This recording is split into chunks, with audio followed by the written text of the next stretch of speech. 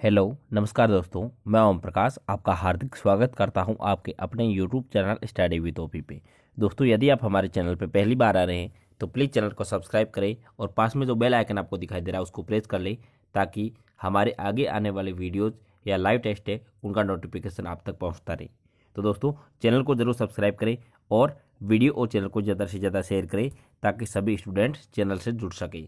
तो दोस्तों, आज हम चर्चा करेंगे एग्रीकल्चर सुपरवाइजर एग्जाम की दृष्टि से कृषि विज्ञान सामान्य प्रश्नोत्तर है, टॉप 30 प्रश्नोत्तर, जिन पर हम चर्चा करेंगे जो कि आपके एग्जाम की दृष्टि से इंपॉर्टेंट साबित होने वाले हैं। तो दोस्तों, आज का हमारा पहला क्वेश्चन है, भारत का प्रथम राज्य कृषि महाविद्यालय खोला गया। तो दोस्तों, भारत का प्रथम राज्य कृषि महाविद्यालय कहाँ पर खोला गया? तो दोस्तों, ऑप्शन सी आपका राइट होगा, पंतनगर उत्तराखंड में। कहाँ पर खोला गया? पंतनगर उत्तराखंड में। क्वेश्चन नंबर 2 है, बैक्टीरिया जो दलहनी पौधों की जड़ों में रहते हैं। बैक्टीरिया जो दलहनी पौधों की जड़ों में रहते हैं, दोस्तों यह है राइजोबियम।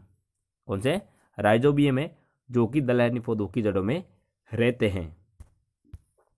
क्वेश्चन नंबर 3, रसायन जो कुछ चुने हुए खरपतवारों को ही मारते हैं। रसायन जो कुछ चुने हुए खरपतवारों को ही मारते हैं।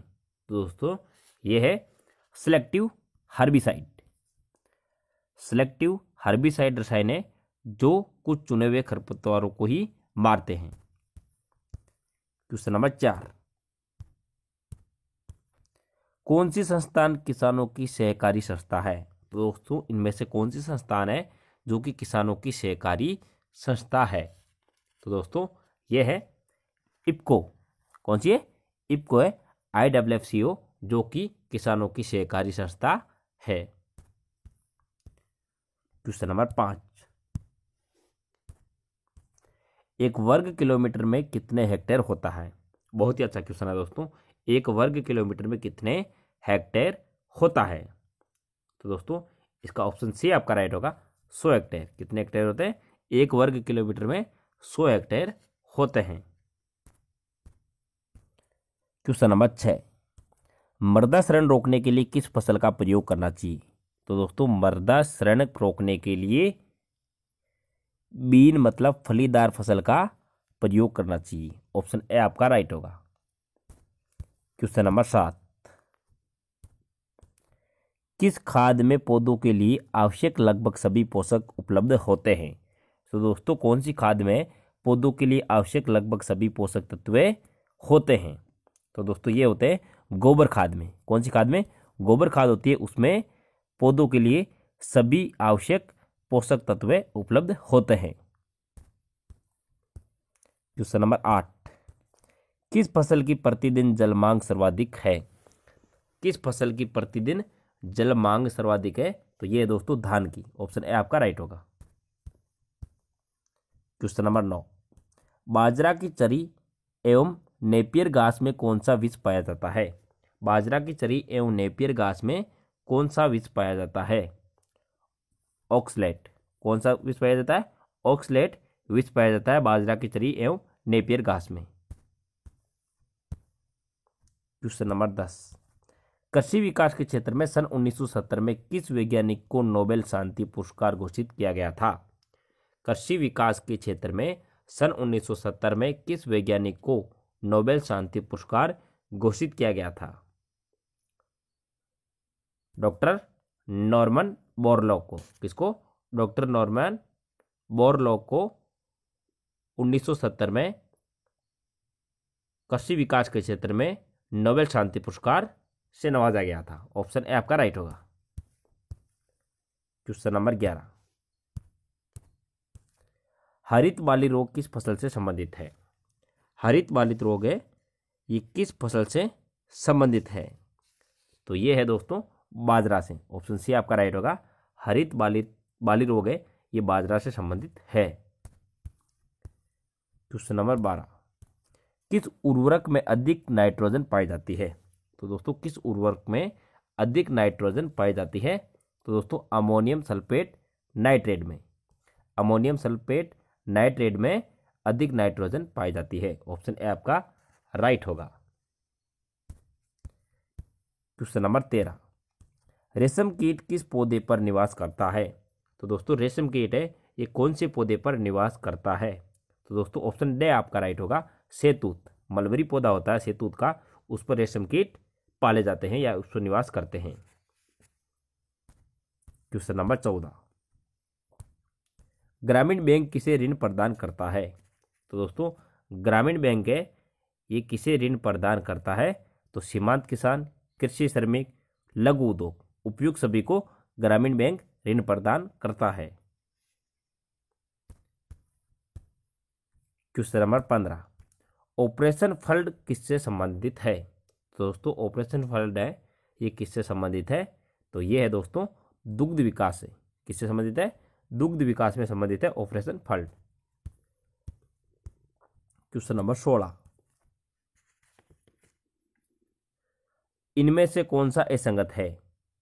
इनमें से कौन सा असंगत है? तो दोस्तों गुलाबी क्रांति उर्वरक है, ये यहाँ पर असंगत है। बाकी हरित क्रांति खाद्यान्न संबंधित बिल्कुल सही है। लाल क्रांति मांग टमाटर से, ये भी सही है। और रजत क्रांति अंडा मुर्गी, ये भी यहाँ पर सही संगत है। ऑप्शन से आपका राइट होगा, गुलाबी क्रांति उर्वरक, ये यहाँ पर असंगत है। क्वेश्चन नंबर 17, जैविक खाद में सहायक जीवाणु कौन सा है? जैविक खाद में सहायक जीवाणु बताना है। तो दोस्तों ऑप्शन दे आपका राइट होगा, सभी। राइजोबियम, क्लोस्ट्रीडियम और एजेडोबैक्टर है, एजेडोबैक्टर, ये सभी जैविक खाद में सहायक जीवाणु है। क्वेश्चन नंबर 18, वर्मी कंपोस्ट में किसका पालन किया जाता है? तो दोस्तों वर्मी कंपोस्ट में केचुओं का पालन किया जाता है। ऑप्शन दे आपका राइट होगा। क्वेश्चन नंबर 19, एक ही भूमि पर कृषि के साथ कृषि आधारित अन्य कृषि विधियों के उपयोग को ही क्या कहते हैं? तो दोस्तों एक ही भूमि पर कृषि के साथ कृषि आधारित अन्य कृषि विधियों के उपयोग को ही मिश्रित कृषि कहते हैं। ऑप्शन ए आपका राइट होगा, क्या कहते हैं? मिश्रित कृषि कहते हैं। क्वेश्चन नंबर 20, पादपों या फसल में खनिज पोषण की पूर्ति होती है? तो दोस्तों पादपों या फसल में खनिज पोषण की पूर्ति वायु से, जल से, मृदा से, इन सभी से होती है। तो दोस्तों पादपों और फसल में खनिज पोषण की पूर्ति वायु, जल एवं मृदा से होती है। क्वेश्चन नंबर 21, कौन से कीट फसल को नुकसान पहुंचाने वाले होते हैं? तो दोस्तों कौन से कीट है जो कि फसल को नुकसान पहुंचाने वाले होते हैं? तो दोस्तों शलभ, इल्ली, ओटिडे, ये सभी है जो कि कीट है वो फसल को नुकसान पहुंचाने वाले होते हैं। क्वेश्चन नंबर 22, बीज सुधार का प्रमुख उद्देश्य होता है? बीज सुधार का प्रमुख उद्देश्य होता है अधिक उपज। क्वेश्चन नंबर 23, निम्नलिखित तिलहनी फसलों में से सर्वाधिक तेल की प्रतिशत मात्रा पाई जाती है? तो दोस्तों तिलहनी फसलों में सर्वाधिक तेल की प्रतिशत मात्रा किस फसल में पाई जाती है? तो दोस्तों ये आपका राइट होगा, मूंगफली में। ऑप्शन बी आपका राइट होगा, मूंगफली में तेल की प्रतिशत मात्रा अधिक पाई जाती है, 48 से 50%। क्वेश्चन नंबर 24, वह कौन सी भारी शरीर की बकरी की नस्ल है जो अधिक दूध एवं मांस के लिए प्रसिद्ध है? तो दोस्तों जमुनाप्री है जो कि बकरी की नस्ल है जो कि अधिक दूध एवं मांस के लिए प्रसिद्ध है। क्वेश्चन नंबर 25, सेल्यूलोज बना होता है?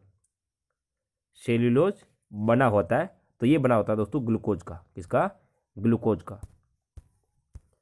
क्वेश्चन नंबर 26, वनों का राजा कौन सा वृक्ष कहलाता है? तो दोस्तों वनों का राजा है ये टीक का वृक्ष कहलाता है। कौन सा वृक्ष? टीक वृक्ष है, ये वनों का राजा कहलाता है।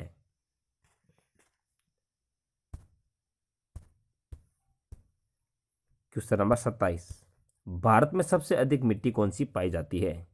तो दोस्तों भारत में सबसे अधिक मिट्टी पाई जाती है एल्यूवियल मिट्टी। कौन सी मिट्टी? एल्यूवियल मिट्टी। क्वेश्चन नंबर 28, दुधारू पशु के पिट्यूटरी नामक हार्मोन का इंजेक्शन देने से क्या होता है? तो दोस्तों दूध उतार दिया जाता है। ऑप्शन द आपका राइट होगा। दुधारू पशु के पिट्यूटरीन नामक हार्मोन का इंजेक्शन देने से दूध उतार दिया जाता है। ऑप्शन द आपका राइट होगा। क्वेश्चन नंबर 29, पशुओं के कृत्रिम गर्भाधान के लिए बेल के वीर्य को किसमें सुरक्षित रखते हैं? तो दोस्तों पशुओं के कृत्रिम गर्भाधान के लिए बेल के वीर्य को द्रव्य नाइट्रोजन में सुरक्षित रखते हैं। ऑप्शन सी आपका राइट होगा। क्वेश्चन नंबर 30 और इस टेस्ट का लास्ट क्वेश्चन, दूध को किस तापमान पर पाश्चुरीकृत किया जाता है? तो दोस्तों दूध को किस तापमान पर पाश्चुराइज किया जाता है? 62 डिग्री सेल्सियस पर। ऑप्शन सी आपका राइट होगा। 62 डिग्री सेल्सियस पर दूध को पाश्चुराइज किया जाता है। ओके दोस्तों, तो ये क्वेश्चंस आपको कैसे लगे, आपके कितने क्वेश्चन इनमें से राइट हुए, जरूर बताएं और ज़्यादा से ज़्यादा शेयर करें। धन्यवाद दोस्तों। जय हिंद, जय भारत।